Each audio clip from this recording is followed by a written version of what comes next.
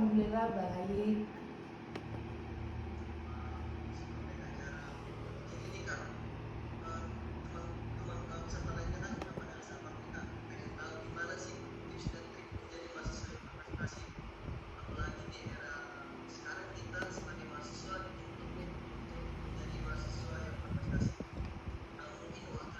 Itu kok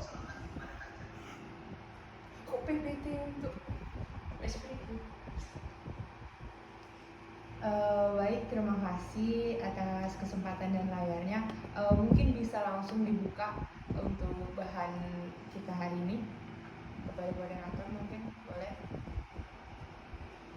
Laptop aku nggak estetik. Kok bisa diem nggak sebiji kalau Maaf aku ya. Cukup ya. Mungkin sambil menunggu untuk peserta webinar kali ini boleh diaktifkan kameranya dong, pengen lihat wajahnya nih.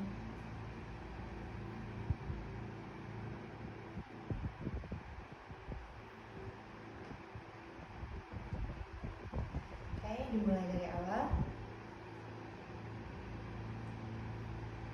Waduh, udah kelihatan dong isinya. Boleh kawal moderatornya?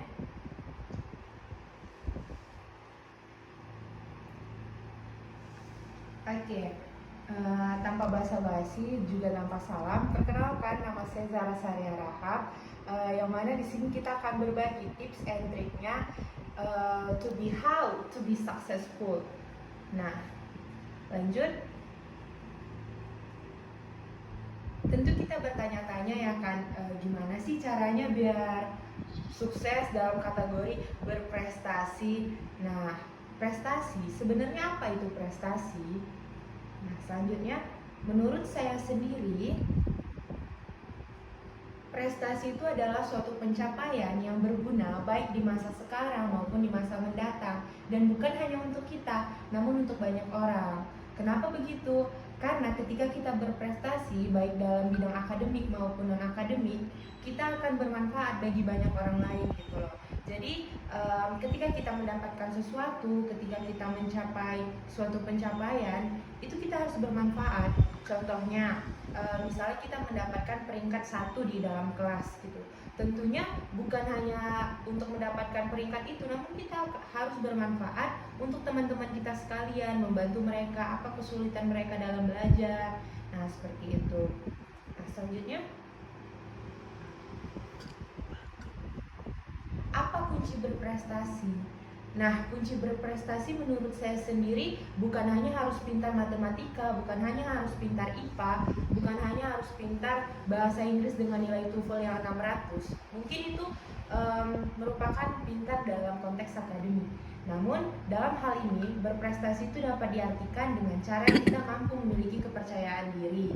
Nah, percaya diri yang seperti apa? Ketika kita sadar kualitas kita apa, sebenarnya kita ada di bidang yang mana, kita memiliki bakat yang apa dan di mana gitu loh. Nah, yang kedua ialah ambisi dan tekad.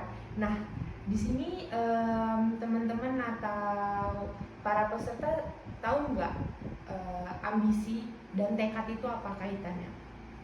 Boleh dijawab, silakan diaktifkan mic-nya.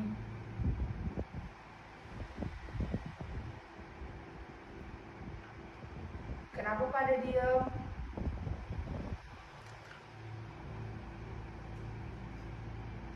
Oke, baik, mungkin nggak ada yang tahu. Jadi di sini saya ingin menjelaskan juga di mana ambisi dan tekad itu merupakan hal yang berkesinambungan, dikarenakan ketika kita ingin mendapatkan sesuatu, kita harus punya ambisi dulu. Kita harus punya kenapa kita pengen itu, kenapa kita harus mencapai itu. Dan punya ambisi doang itu nggak cukup kalau kita nggak punya tekad. Apa itu tekad? Tekad itu keberanian. Nah, ketika kita pengen apel, kita harus punya keberanian untuk manjat itu pohon, terus dapetin itu apel. Nah, sama kayak prestasi. Ketika kita mau berprestasi, kita nggak cuma harus bilang, aku pengen deh ranking 1 tanpa usaha. Karena usaha tanpa doa itu sama dengan sombong. Doa tanpa usaha itu sama dengan bohong. Gitu. Nah, kemudian yang ketiga itu ada konsisten. Nah, Apa itu konsisten dalam hal ini? Dalam mau mencapai sesuatu kita harus konsisten, yang dimana kita harus melakukan hal tersebut secara terus-menerus. Salah satu contohnya ialah membaca buku. Nah, contohnya seperti ini. Ketika kita membaca buku, pada bab pertama kita akan mengetahui apa yang dijelaskan pada bagian pendahuluan.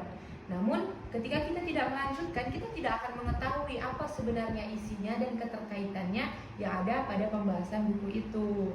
Nah, mudah-mudahan ini nggak kaku ya. Jadi jangan diam-diam aja. Kita boleh diskusi di baik itu lewat home chat atau misalnya nanti di pertanyaan-pertanyaan. Nah, yang keempat ialah perubahan. Kenapa perubahan itu penting ketika kita ingin berprestasi? Karena dunia ini dinamis. Kita sebagai manusia itu terus berubah dan berputar. Seperti contohnya zaman dulu kalau kita mau kemana-mana itu harus naik kuda. Nah sekarang kita itu udah punya motor, udah punya mobil, udah ada kereta api, pesawat, kapal laut dan lain sebagainya. Kalau kita tetap pada masa lalu, tetap pada masa lampau, maka kita akan terus naik kuda, dan dimana itu akan lambat dan prosesnya itu akan begitu lama dari masa ke masanya, dari waktu ke waktunya, dan itu wasting time. Itu membuang-buang waktu. Jadi kita perlu perubahan untuk kita dapat berprestasi. Nah, di sini saya juga ingin ngasih quotes, gak jauh beda sama Bang Junaidi tadi, pemateri hebat kita ini yang pertama. Di sini saya ingin ngasih tahu bahwasanya kemauan akan kemajuan akan membentuk kualitas, baik di atas kertas maupun tanpa kertas. Ada yang tahu nggak maksudnya apa? Ayo ngomong dong, kan dibolehin ya, aktifin mic-nya. Boleh kan? Panitia bentar aja kok untuk ngejawab.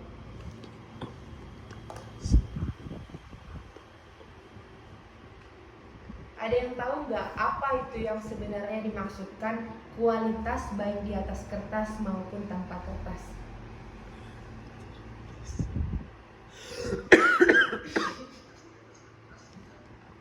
Dan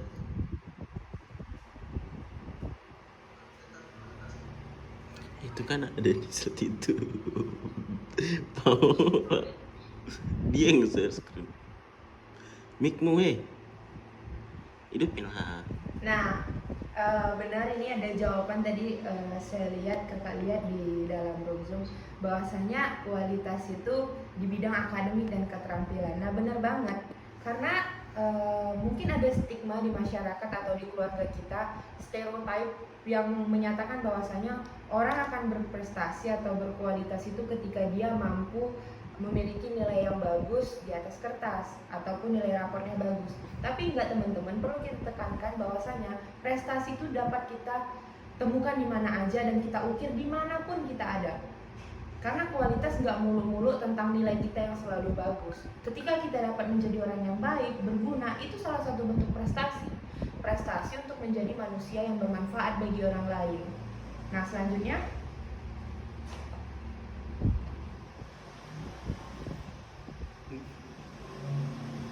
Oke, nah di sini kita bisa lihat alur ataupun proses bagaimana untuk berprestasi. Ini berdasarkan dari pengalaman saya sendiri. Ketika saya ingin memulai untuk menata diri saya ini mau jadi apa, dan sebenarnya saya itu adanya di mana sih, kehebatan saya itu apa sih gitu kan. Jadi ketika saya memulai, tentu saya akan mengalami yang namanya terbentur. Apa itu terbentur? Ketika saya mungkin salah langkah ataupun ternyata nggak sesuai sama harapan saya. Nah, dalam hal itu tentu saya akan berproses. Nah, dalam berproses tentu nggak jarang kita terabaikan, pasti pernah. Dalam contoh kecilnya gini aja, ketika kita mau belajar di ruangan kelas, kadang mau kita tidak diacuhkan atau dipedulikan oleh guru kita kan, dianggap karena biasanya kita nggak peduli kenapa tiba-tiba mau belajar gitu. Nah, sebenarnya ketika ada proses yang dimana kita terabaikan dan kita merasa gagal kemudian terjatuh, jalannya itu bukan berhenti, bukan menyerah. Karena ketika kita menyerah, kita gagal dan patah. Namun apa yang harus kita lakukan? Kembali berjuang. Dan ketika berjuang tentu kita akan merasakan yang namanya terpukul, terjatuhkan, terabaikan, terbentur, bahkan berkali-kali dan bertubi-tubi. Namun berhenti bukan lagi solusi. Karena pada akhirnya setelah proses gagal dan perjuangan kita akan menuai. Dan ketika kita menuai hasil tersebut, kita akan terbentuk. Terbentuk menjadi apa? Orang yang berprestasi. Nah, jadi untuk teman-teman semua ataupun rekan-rekan sekalian, ketika nantinya kita mau berproses dan memulai, jangan pernah takut untuk gagal dan berjuang. Karena ketika kita gagal, kita harus berjuang kembali. Karena kita mau apa? Karena kita mau menuai hasilnya. Gitu. Sama kayak nanti kalau teman-teman untuk mahasiswa baru terutama yang mungkin ada di ruang Zoom ini sampai sekarang, ketika nanti adik-adik masuk ke Universitas Negeri Medan atau universitas manapun, jangan pernah mau gagal sekali atau dua kali. Gagallah berkali-kali dan habiskan jatah gagalmu ketika kamu muda, agar ketika kamu tua kamu menuai. Begitu. Dan jangan pernah takut untuk mengambil resiko. Karena semakin besar resiko yang kita ambil akan semakin besar hasil yang kita dapatkan. Nah, selanjutnya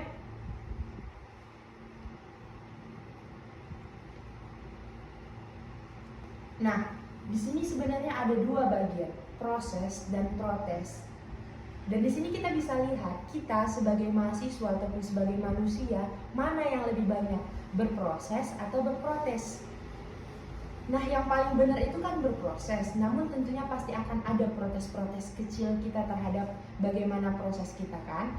Namun ingat lagi, ketika kita menyatakan bahwa aku tidak ingin melakukan itu, seperti bagian pertama yang ada di layar ini kita bisa lihat, I want to it katanya, bahkan dia membelakangi sesuatu yang seharusnya dia naiki atau dia capai.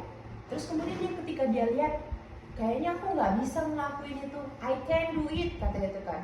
Tapi kayaknya setelah dia lihat-lihat lagi nih dan dia berdiri melihat ke atas sesuatu yang ingin dia capai, dia bilang I want to do it, aku mau ngelakuin itu.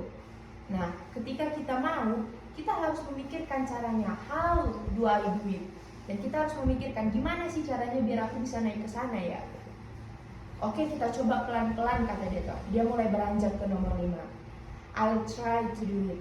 Aku akan mencoba untuk melakukan itu. Nah, ketika dia coba, ternyata dia bisa. Terus dia bakalan mengatakan, I can do it. Nah, tidak hanya berhenti, dia akan terus melangkah. Dia melangkah dan mengatakan, I will do it. Aku akan melakukan itu. Dan ketika kita lakukan, kita dapat apa? Yes, I did it. Aku mendapatkannya. Sama dengan prestasi-prestasi itu. Ketika kita bilang kita tidak mau, sebenarnya itu adalah ketika kita gagal. Kita nggak mau berproses. Karena ketika kita mengatakan, aku mau, aku akan, dan aku akan memikirkan bagaimana caranya, kita pasti mendapatkan. Karena seperti kata Bapak Proklamator kita, Bapak Soekarno, bermimpilah setinggi-tingginya. Karena ketika kamu jatuh, kamu akan jatuh di antara bintang-bintang. Sama seperti kita mengikuti banyak lomba. Mengikuti lomba itu tidak hanya satu, ikuti 10 lomba. Pasti di antara satunya kita akan menang. Dan kita akan mendapatkan apa? Mendapatkan suatu prestasi. Oke, selanjutnya. Prestasi dan relasi. Pasti sering dibeda-bedakan kan antara prestasi dan relasi, mana yang mau aku dapetin duluan. Sebenarnya apakah berhubungan? Selanjutnya.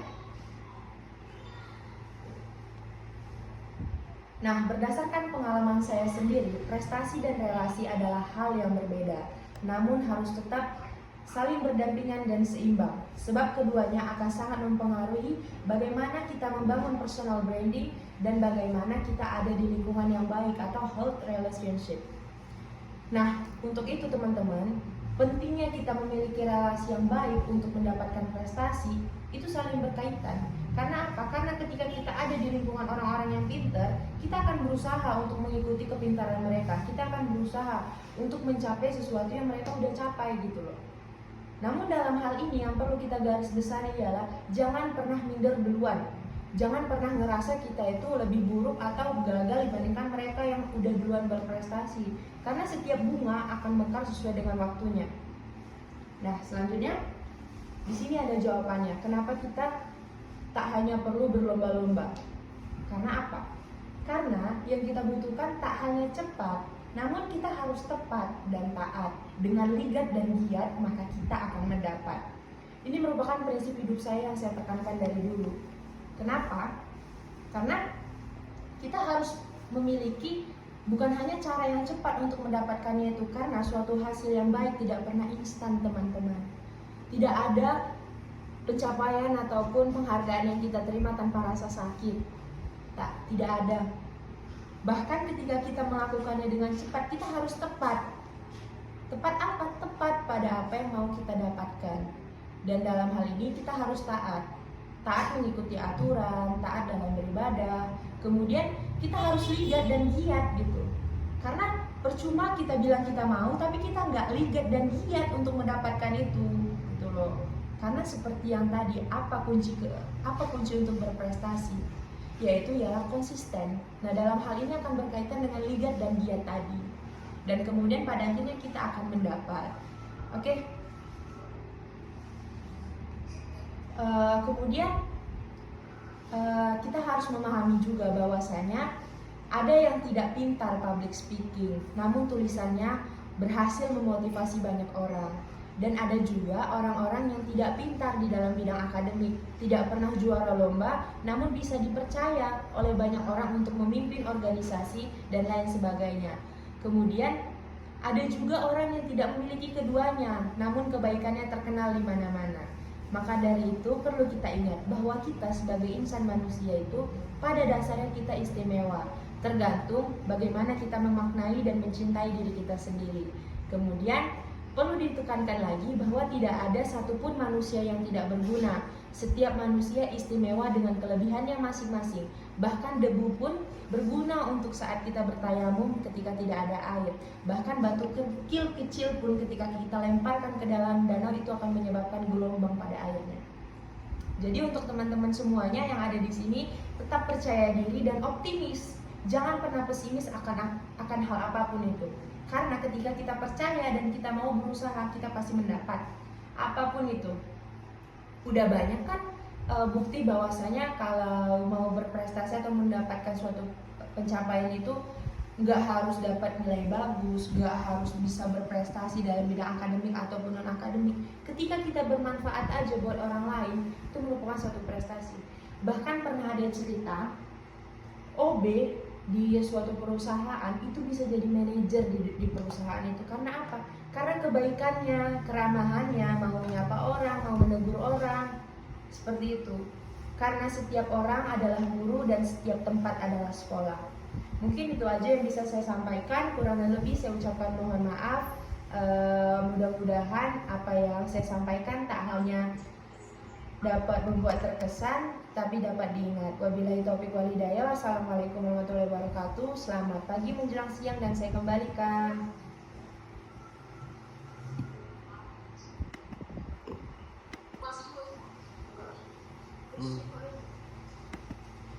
Gak ada kerjanya panitia ini kayaknya ya.